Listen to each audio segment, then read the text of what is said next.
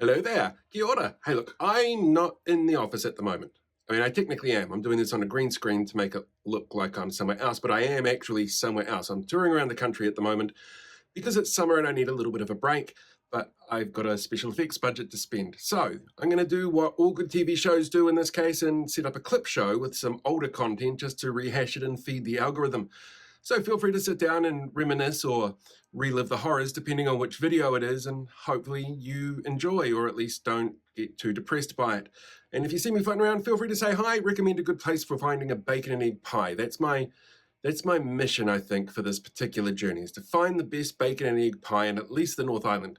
We'll see what we can do on that one. Anyway, enjoy this particular piece of recycled content. I suppose it's good for the environment if I'm recycling this way. I know, enjoy.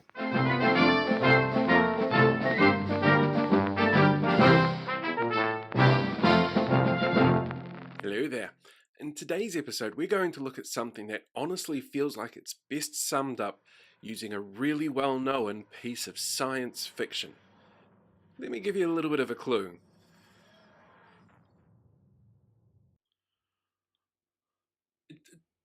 It's bigger on the inside than it is on the outside. My whole sense of reality has changed. This is cognitive dissonance.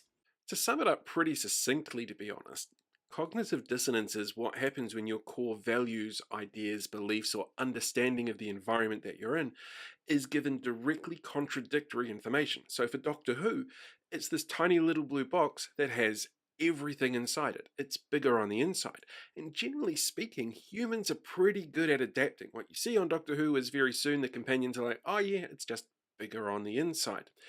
Where we have a problem in terms of media is actually something known as selective exposure theory, which you probably know better under its layman name, confirmation bias. Confirmation bias is the term that we use when individuals are selectively choosing which media it is that they want to interact with, or research, or look at that confirms their worldview and doesn't bring it into question in any shape, way, or form. We see it an awful lot these days, particularly around the anti-vaccine movement, things like abortions, conspiracy theories. They all tend to work within each other's scope and in each other's sphere of influence. So you'll find that people who are down the rabbit hole, as it were, are very much looking at information that confirms what it is that they want to believe instead of contradicting it. And the hard part with this is it's really difficult to work out when you're dealing with confirmation bias yourself, because this is reinforcing your worldview. It's making everything make sense. Before I go into detail about how selective exposure theory can relate back to the media that we're interacting with, and how being more connected like we are these days through social media has led to more problems in this field, I wanted to give you an example of something that you can try at home.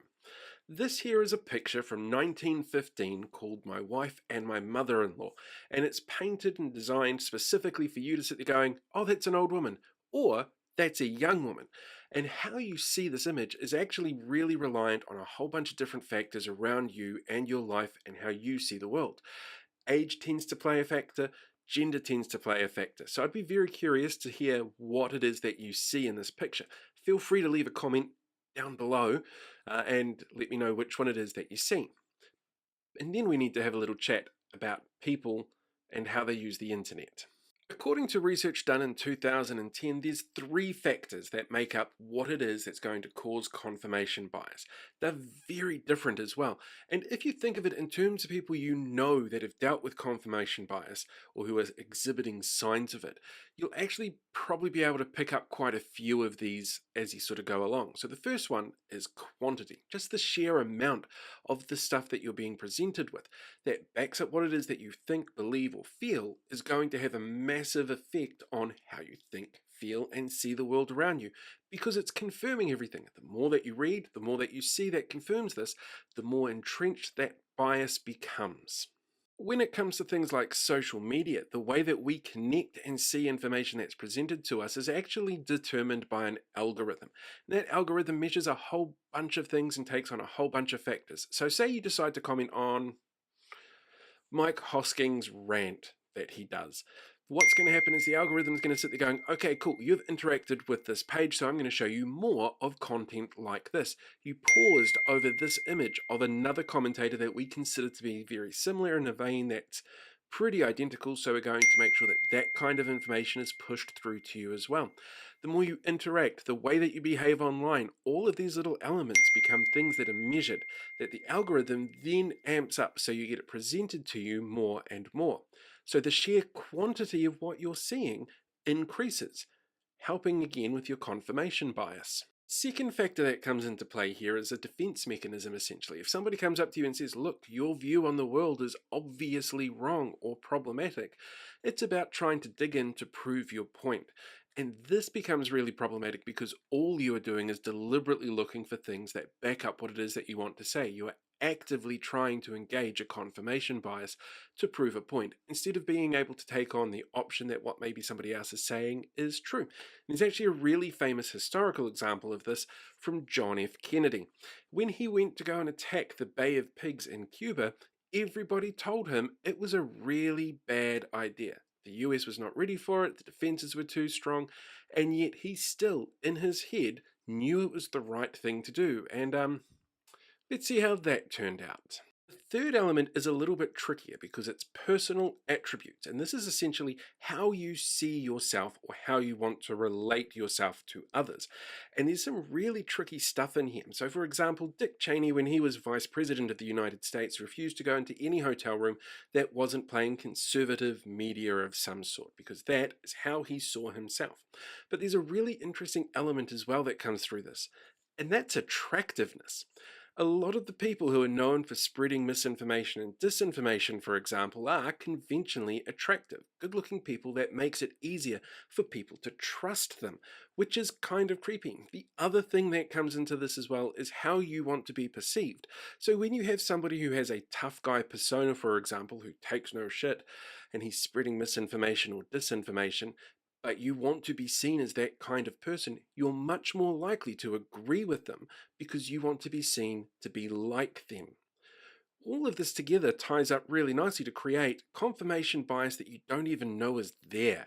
For the bad news, we're all guilty of confirmation bias, particularly when it comes to media. We are now trained in how this is going to work because we deal with it every day. It's not just the angry people that you see filling up comment threads.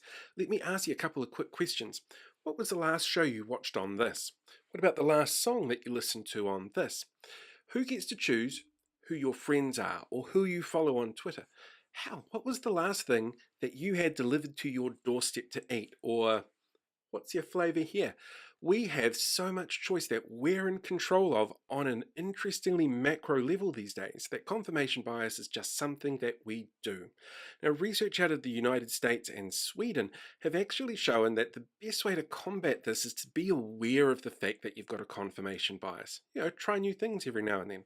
When it comes to your media and news in particular around politics, research in the same time found that a public broadcaster with a really broad mandate is a much better, fairer source of news than something that's really partisan, like Fox News out of the United States.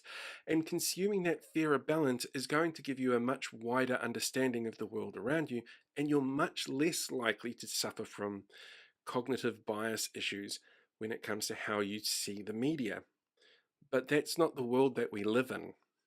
And that's one of the reasons why sometimes the world feels kinda shit.